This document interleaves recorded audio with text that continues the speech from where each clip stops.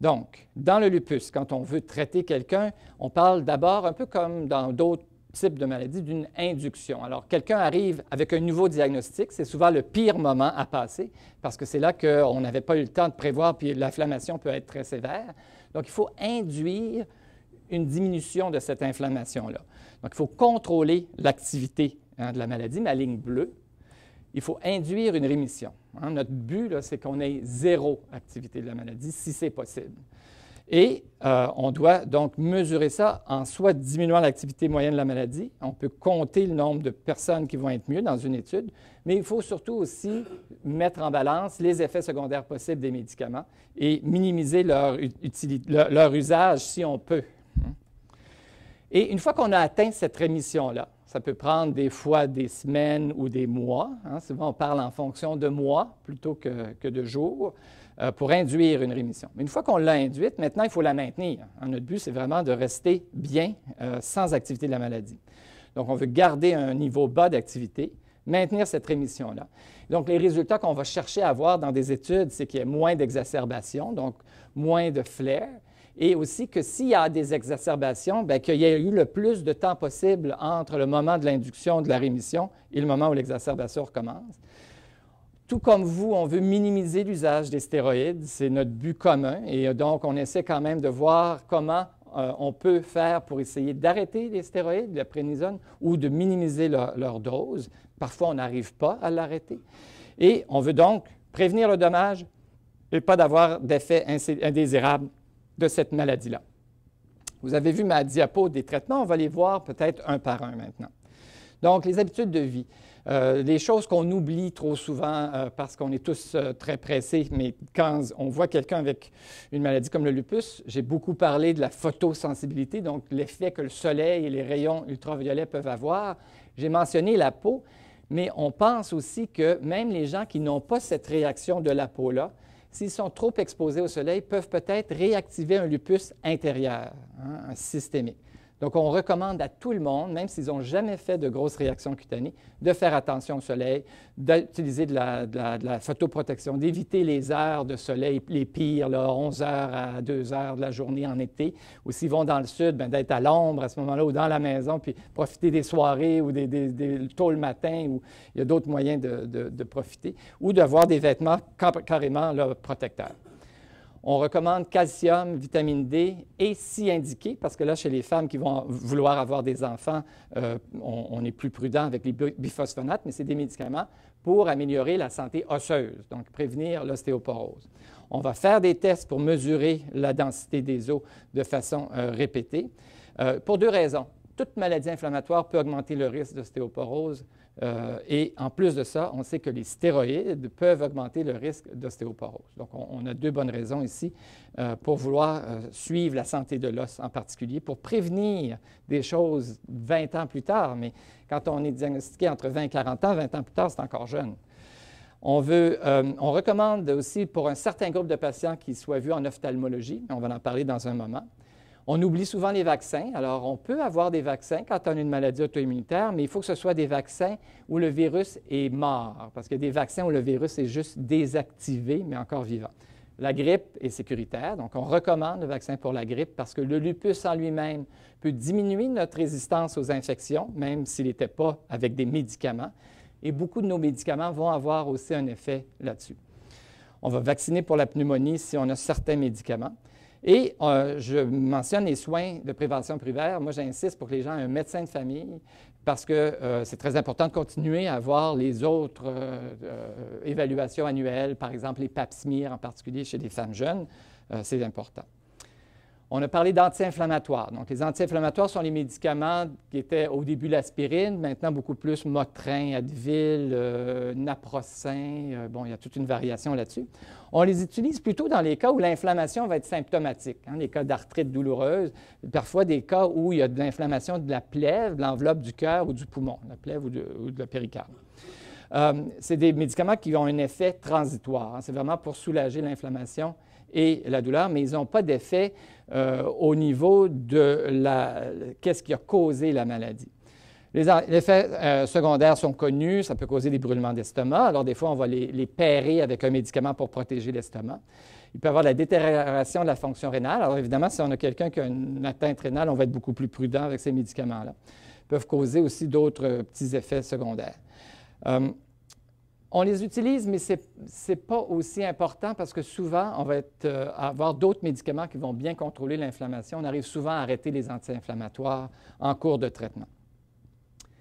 Les antimalariques. Alors là, c'est un nom intéressant. On dit, qu'est-ce que ça vient faire là-dedans, la malaria, avec le lupus? En fait, c'est un médicament qui avait initialement été développé pour traiter le parasite de la malaria. Et celui qu'on utilise le plus dans le lupus, en fait, n'a jamais été bon pour traiter la malaria. Il s'appelle l'hydroxychloroquine ou le Plaquenil. C'est un médicament qui fait quand même partie de cette famille-là. Donc, au niveau des pharmacies, on le classe dans les antimalariques. C'est un médicament qui est très vieux. On l'utilise depuis 50 ans. Donc, c'est un des premiers médicaments à être apparu. On l'utilise aussi en arthrite rhumatoïde. Et traditionnellement, dans le lupus, on l'utilisait pour prévenir les atteintes cutanées, l'arthrite ou justement les inflammations des plaies et du poumon. Et à cause de cette habitude-là, on ne le prescrivait pas dans des manifestations rénales, par exemple, ou s'il y avait une vasculite, une inflammation des vaisseaux, dans les maladies plus sévères. C'était considéré comme un traitement pour un lupus moins sévère. Par contre, avec des études beaucoup plus récentes, on s'est aperçu que ce médicament-là pouvait carrément maintenir la période de rémission. Vous savez, on a vu, on veut induire une induction, une rémission. Une fois qu'on est en rémission, on a fait des études où on ne savait pas si on pouvait arrêter le Plaquenil ou pas. Alors, on a fait une étude où on a informé tout le monde qui voulait participer. 50 des gens ont continué leur Plaquenil 2 ans, alors qu'ils n'avaient aucune activité de leur maladie. 50 des gens ont reçu une pilule semblable au Plaquenil, mais c'était un placebo. Ils savaient qu'ils étaient dans une étude, mais ils ne savaient pas qu'est-ce qu'ils recevaient. Et au bout de 2 ans, c'est aperçu que ceux qui avaient eu le placebo, pas tout le monde, mais ceux qui avaient eu le placebo avaient beaucoup plus de risques d'avoir eu une exacerbation, une réactivation de leur lupus.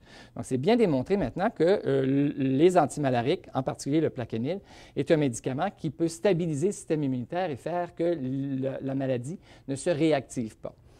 Il y a plusieurs autres effets bénéfiques qui sont en train de sortir. On s'aperçoit qu'ils diminuent le risque de maladies cardiovasculaires à long terme.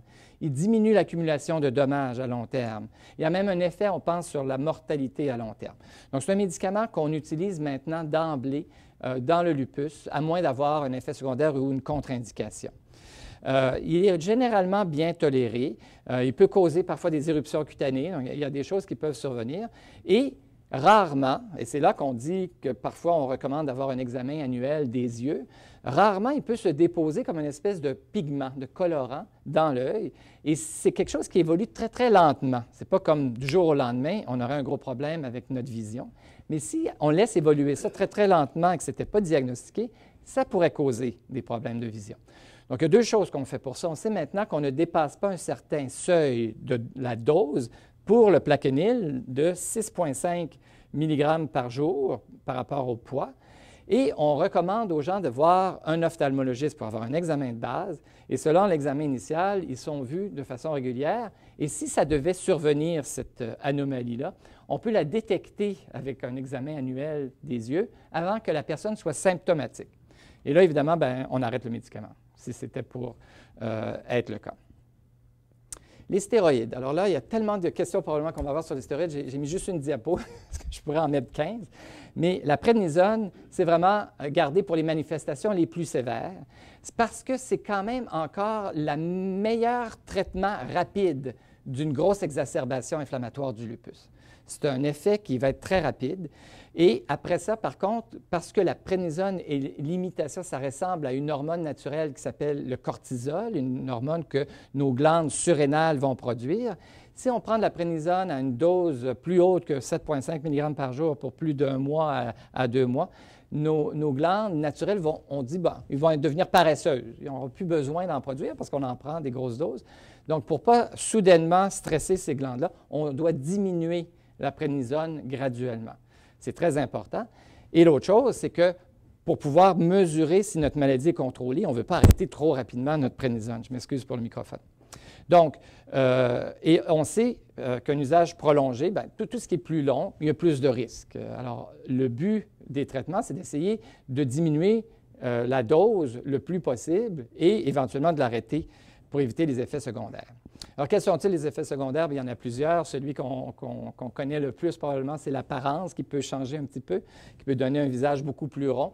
Il peut stimuler l'appétit, peut causer une augmentation du poids.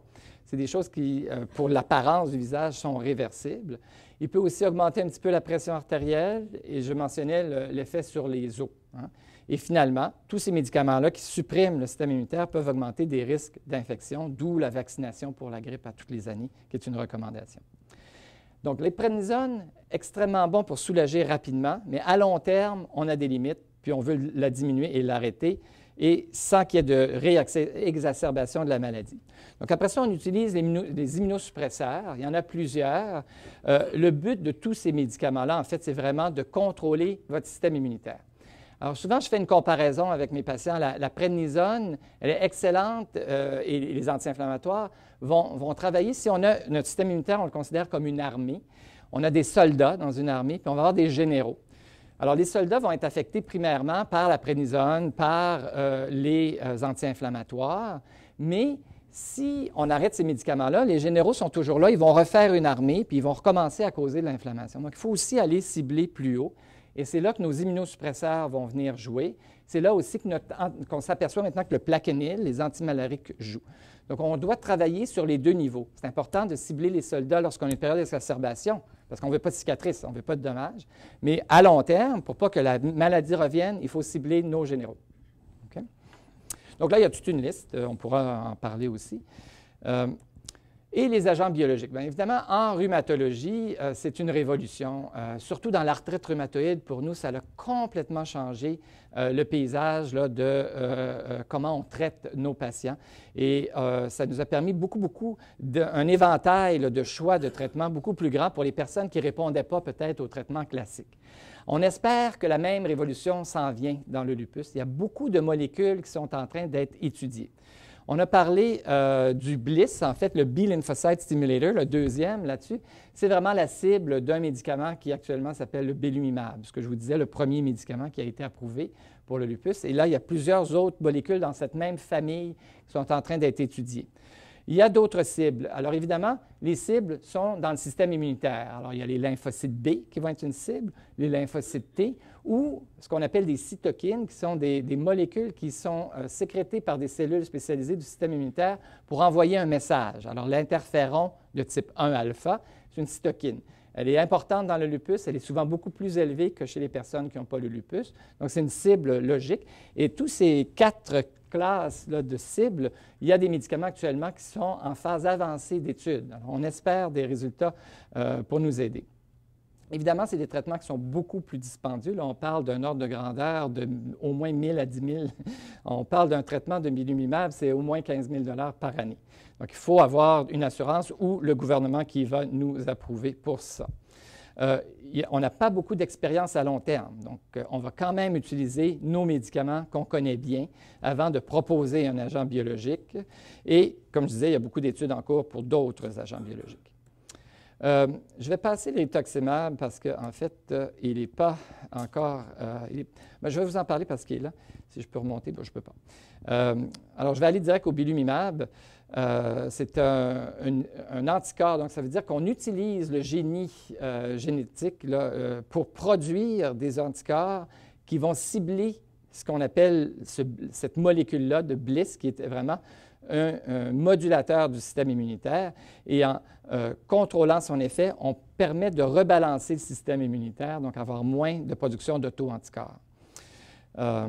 Et il y a 2 essais internationaux qui ont été faits qui étaient tous les 2 positifs.